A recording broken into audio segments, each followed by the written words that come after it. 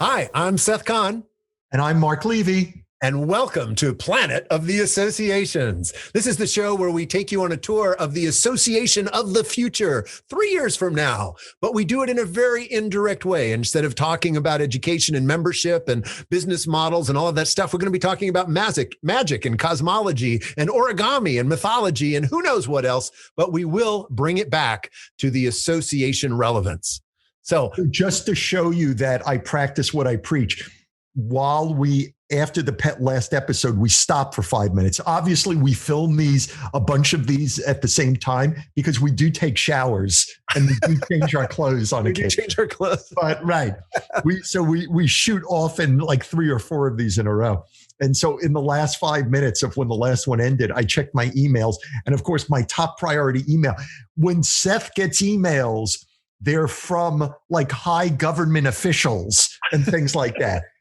When I get emails, Seth, so I got an email from a magic shop. What's the subject line? Pull a rubber band through your neck. Right. And by the way, so it's not that I'm demeaning that or making fun of that. Like, I'm super excited to see what that's going to be. I'm very excited. Pull a rubber band through your neck. That's awesome. So anyway, in talking about the Association of the Future, we were talking about street theater, that you're this master of street theater. You have a long background in street theater. You create crowds like out on the street, in order to do improv performances. I was talking about my guy who would create big, giant crowds in trade show floors, 500 people out of nothing. And he would often say, he had told me, it's important to start in the aisle with them, because otherwise you're too distant. You're too up on your podium. You're too separated. It's too easy to walk past you because you're forcing them to go to you. And that's kind of dangerous because now they're committing to who you are. Whereas if you go meet them, well, that's a little more, it's like, oh, okay. Like, what is this all about? Right. And so you said, oh, I have four levels, four thresholds that I studied when I was doing street theater. One of the big things I was studying is how do you get the audience to join the show, right? I mean, that's a really hard trick to pull off because it's kind of like public speaking. People are really scared about acting out in public, and we're doing improv theater that's acting out in public. And I wanted the audience to be part of it. So I did all of these different tactics to include the audience. Like I would suddenly move the boundary of the stage so that it was behind them. But, if they're not comfortable, they just back up, right? So that doesn't really work. You have to find a way to get them to want to be part of the show. And so I discovered there were these 4 thresholds. The first was get them to turn their head because it's street theater. So they're on their way somewhere else. They didn't plan to come to the show. So the first thing you got to do is get them to check you out. Now, there's a lot of ways you can do that. You can make a loud noise. You can do something really bizarre. And, the wrong thing will get them to run away. Like they'll turn their head, but then they'll run away. You want them to first turn their head. And then the next one is you want them to stop. So you want them to pay attention to what's going on. And still, there's a lot you can do there that's not really engaging or that they would never want to be a part of. Like one of the tricks that I found that worked really well to get people to stop and pay attention was to light money on fire. That's for whatever reason. People will, oh, what's that? What's going on? Something's going on. They'll stop and check you out. But that's not a compelling reason to stick around. And that's the third threshold. So first it's swivel your head, then it's stop, and then it's decide to stay.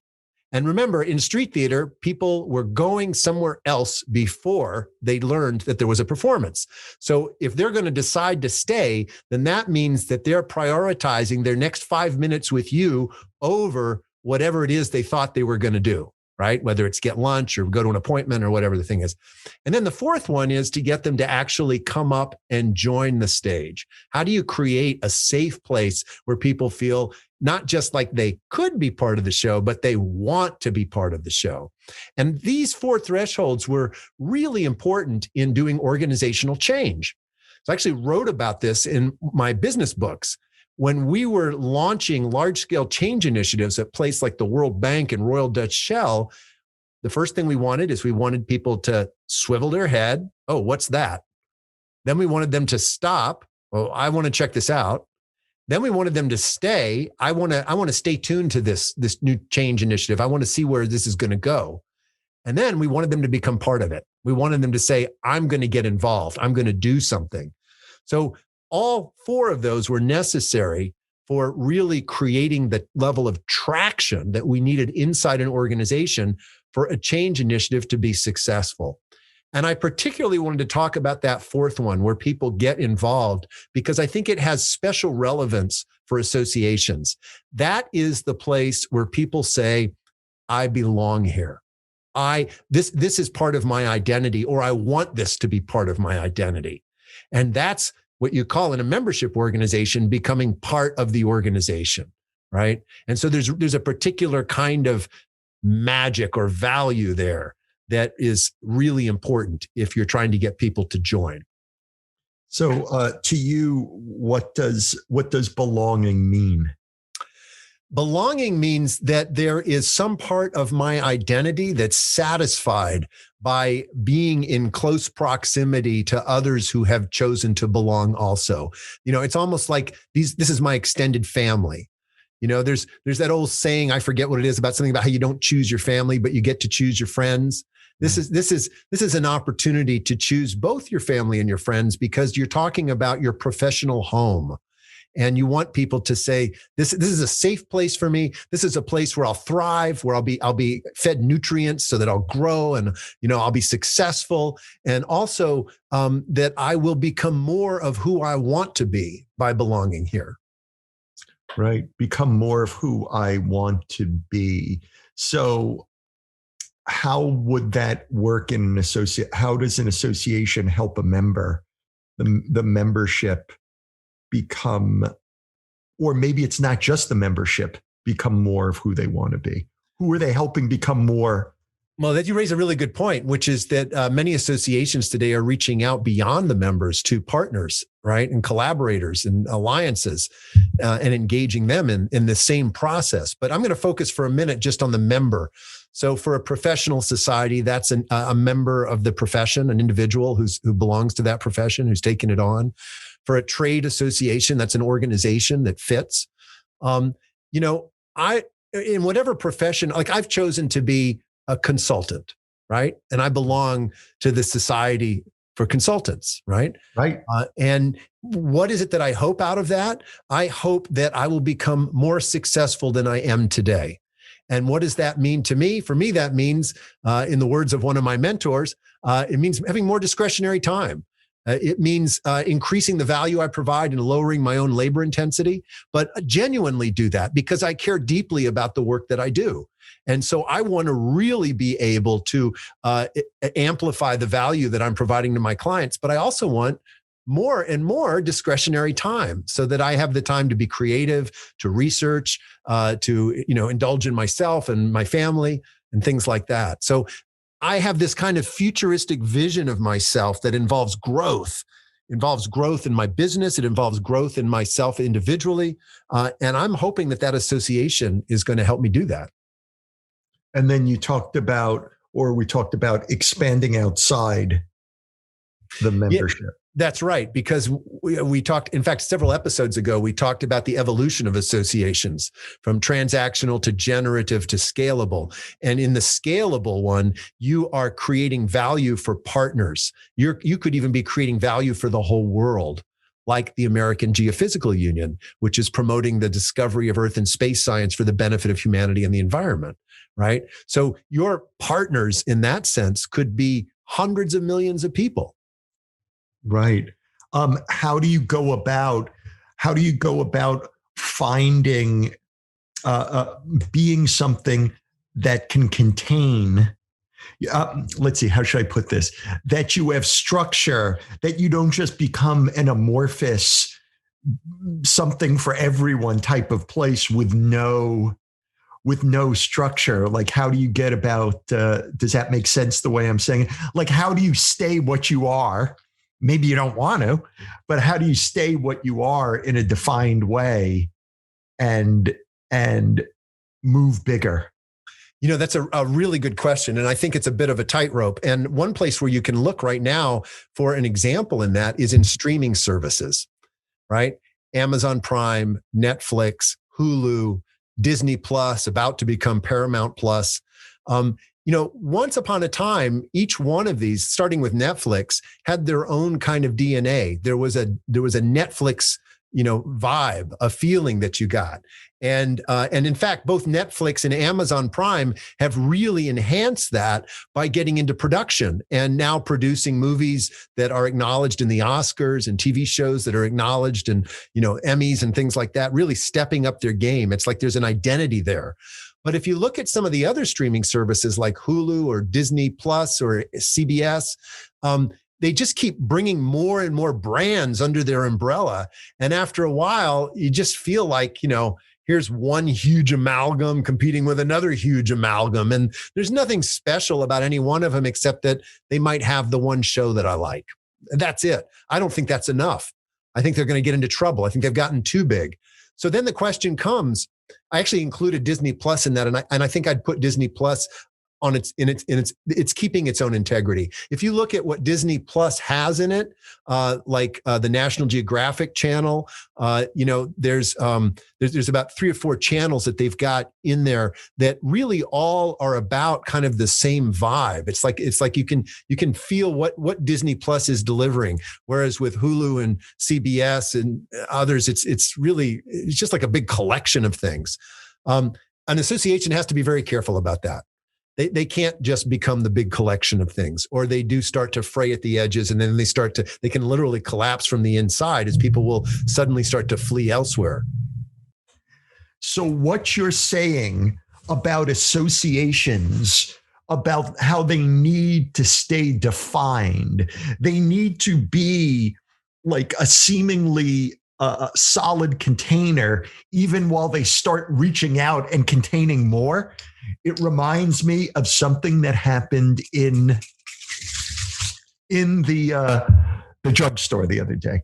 So my wife and I, we live in a stone farmhouse from 1749. It's an active farm. And we have antiques. We have antique furniture. And by the way, it's all my wife. She loves all this stuff. If it was up to me, I would live in a basement apartment somewhere watching a TV on an overturned Delwood milk carton or whatnot. I just am, I love this stuff, but we have a gorgeous house and it's all because of my wife. So I went to the drugstore to get furniture polish because I wanted to polish like she has some of the very expensive pieces. And I said, I don't see any furniture polish on the shelf. There's a space where it used to be. Do you think you have any furniture polish in the back or so? Maybe I'm just looking in the wrong aisle. And the woman said, behind the counter, she said, let's check the dollar aisle. So we went to the dollar aisle. Now I'm very cautious of the dollar aisle because when I was younger, I used to go in the dollar stores, and at least the stuff I bought in the dollar aisle, it didn't work in ways I could never have anticipated. Like I remember, for instance, right, Magician, I remember buying a deck of cards. So I thought, okay, $1 deck of cards, this is going to be cool. But like the cards, the finish, it didn't have a linen finish on it. So the cards would clump together. It's like I would deal you out a clump of cards. I wasn't dealing you out singular cards. They were clumps. And I had not thought about, like, how could you mess up a deck of cards? So I think so that made me concerned, rightfully or wrongfully, it made me concerned with dollar stuff. But I said, okay, let's look in the dollar aisle.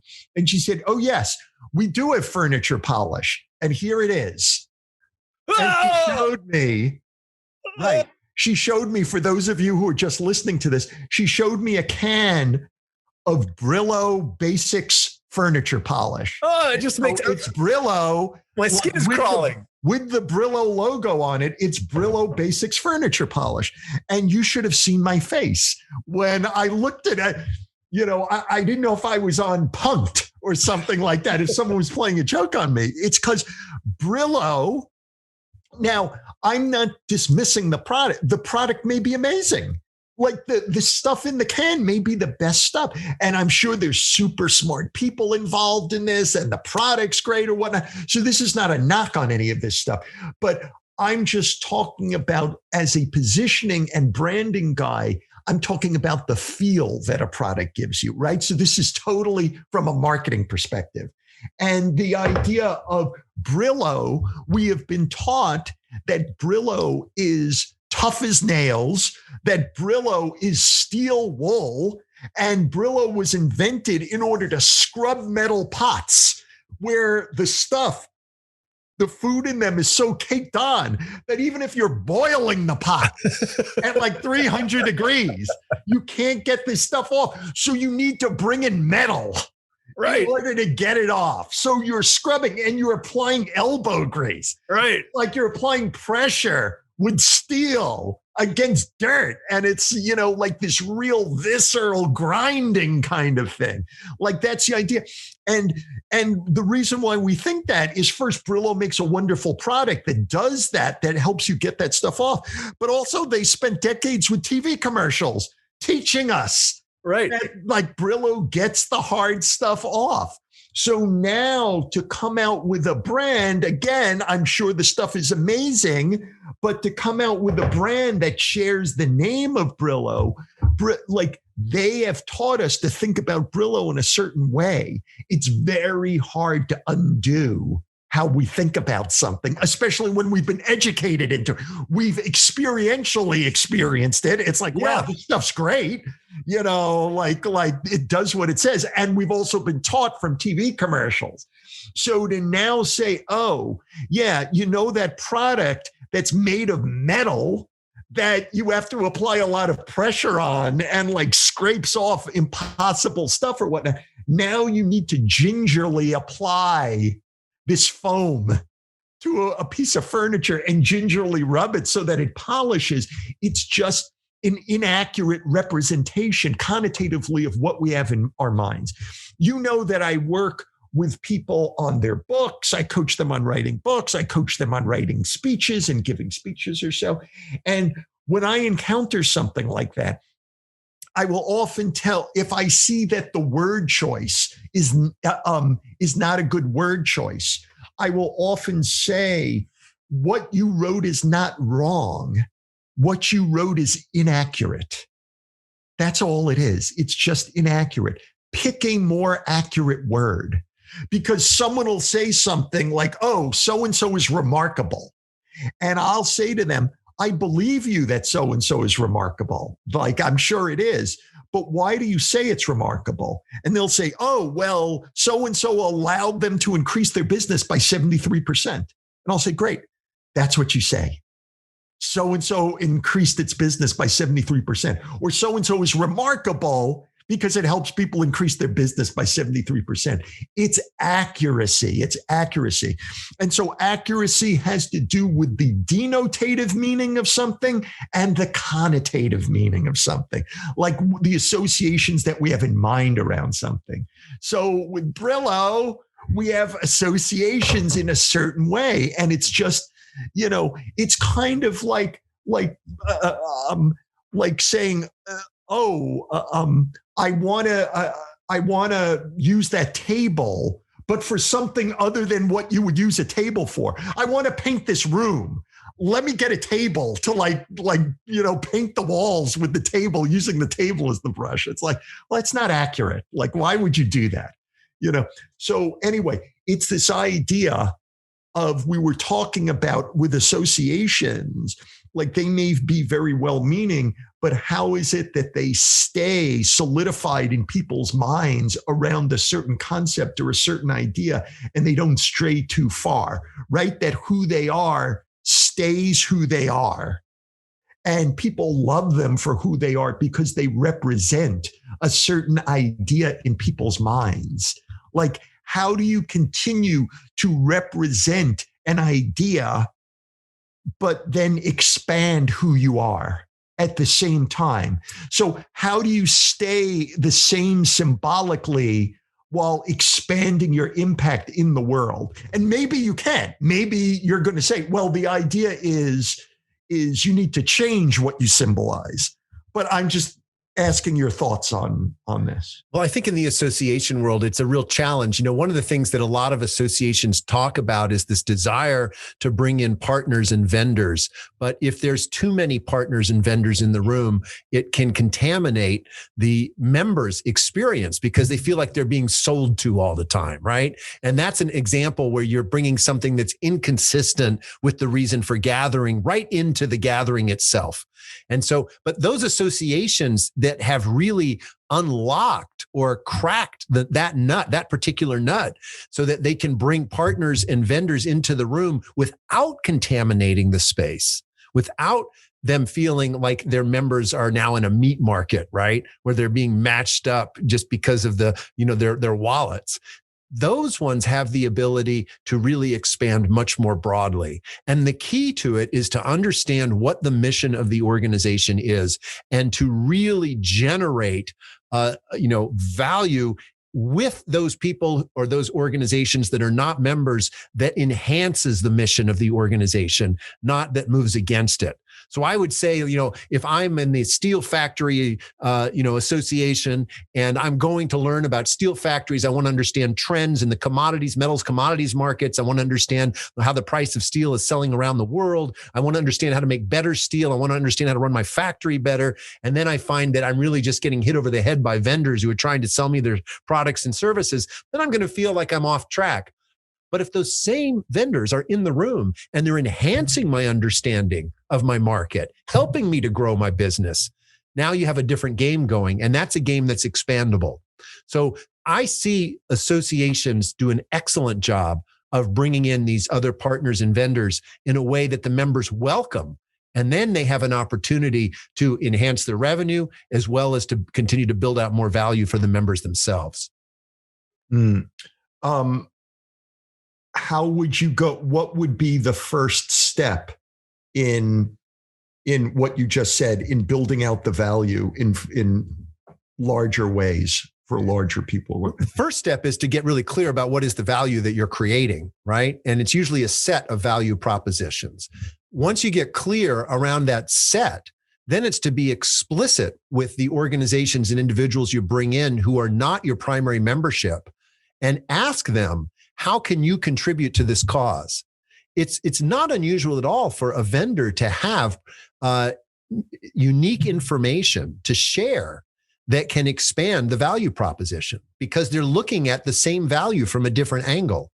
The trick is to get them to focus on that and then to amplify that when they're participating. That's where you see it really that's where you see it take off. What would be an example? I'm just always interested in this concept of value. This is why I keep pressing you on that. As a matter of fact, I didn't tell you this, but a few shows ago, we talked about value. And since then, for some reason on my YouTube feed came up a Saturday Night Live sketch. It was so old that Phil Hartman was the star, the late, great Phil Hartman. And it was one from the 80s. And what the sketch was something like, it was like pawn shops it was like the pawn shop of sentimental value. And Phil Hartman ran the pawn shop, and he would ask the person coming in, they'd be selling a ring or they'd be selling a necklace or something like that, or a guitar or something like that. And he would ask them about the sentimental value of it. And the more that they told him that it seemed like it had sentimental value, the higher amount of money he'd give them for it. Like, oh, wait a minute, so-and-so's dead? All right, Nia, I'm going to give you, And so like, it was this idea that, right, that sentimental value seems like it should only affect the person themselves or just a whole group of people. But he was paying market prices for sentimental value. So that was like the whole sketch. It was super funny. But I thought that was great seeing it, because I'm just absolutely, the idea of value so fascinates me. I was talking to a friend of mine and we were talking the other day about blockchain and NFAs, like all these different ways that people are trying to create value in non-traditional ways. Artists creating digital things that can't be replicated, so that you have to pay top dollar for them because it's not a painting. It's digital, it's a file, but now only you can have it, or only 10 were made. And a friend of mine told me about another friend who had one of these NFAs. Did I say NFT? Pardon me, I'm calling it NFT, non-fungible tokens, right? And so this guy was saying that he had bought a drawing from a graffiti artist of a paint can. It was just like a little file and he bought it for $500. And his wife was screaming at him, like, "Why did you spend $500 on that little cartoon? That's just a digital thing. We're not even hanging it up anywhere." And a month later, he sold it for $4,000. Oh, wow. And yeah, these people have become, so it's this idea of value often detached from physical objects now. It's interesting with the stock market and with GameStop and all things. It's the idea of playing around with what value is. So forgive me. That's why I just keep on pressing. When you use the word value, I'm just going to keep on asking questions about it because I'm fascinated. When I was a kid, I couldn't really understand the concept of that there was gold backing up every dollar. Right. And then in 1971 or 1972, that stopped. Then it was just an agreement. It was just a promise. And it's like, where did that come from? So we're trading promises, like you're building this gigantic industrial park on promises. Like that's odd. It is odd. It's one of the strangest things we do as human beings. I think value is worthy of just a lot of exploration. There's a lot to go into there. But so let me go back to this idea of enrolling non-members in value creation that is compelling to members. Right? Cool.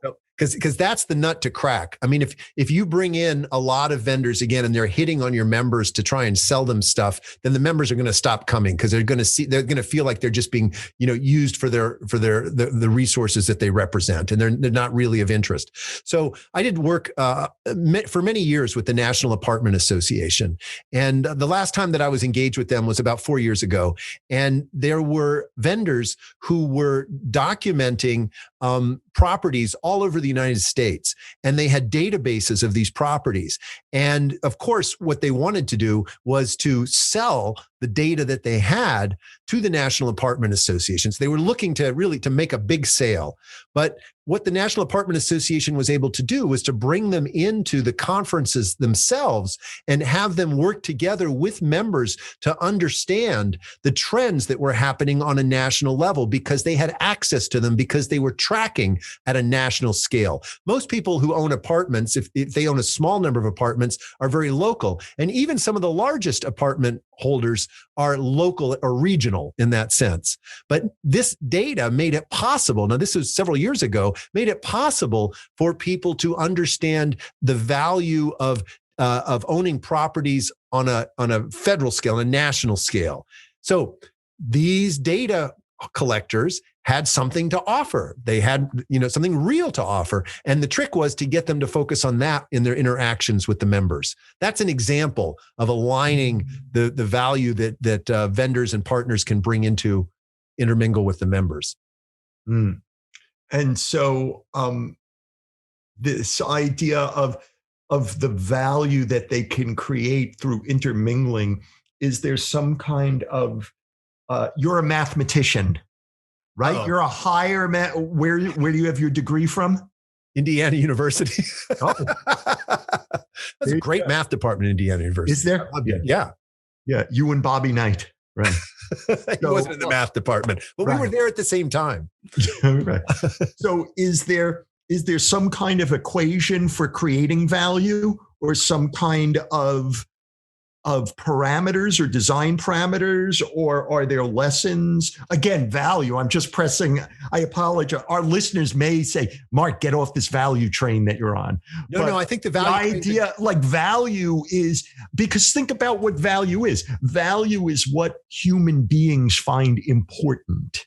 Yes. That's another word for it. So if we're concerned with the meaning of life, with finding our why, with doing all these things, value is part of that. It's just that value often, the way we use it now, it seems it's kind of transactional. It's like what's really important to people. And then how do you make it a part of daily life, even when it meets up with things that aren't in the same kiln with it? You know, it could like be that metaphor. Right. It could be, right. It's like, this is really valuable. And now I'm meeting you. You don't really have anything that I would want of value except for this objective thing that we've created, this thing called money, that I'll take that as a stand-in, because if we were just trading stuff of value, I may not find anything of value that you have. Right? Yeah. So listen, this is such a worthy topic. So let's dedicate our entire next show to value exploration. I'm all for that. And we're at the end of this show. So in the next episode, so you can go off and research it so you can have a smart answer from me. We'll have our usual far-ranging, unrehearsed discussion, Mark. No worries. I want the next 14 episodes to be about value. That's how much I'm interested in the concept of value. Well, I'll start with the next. I'll settle for the next. All right. Excellent. All right. I'm Seth Kahn. And I'm Mark Levy. Take care. Bye-bye.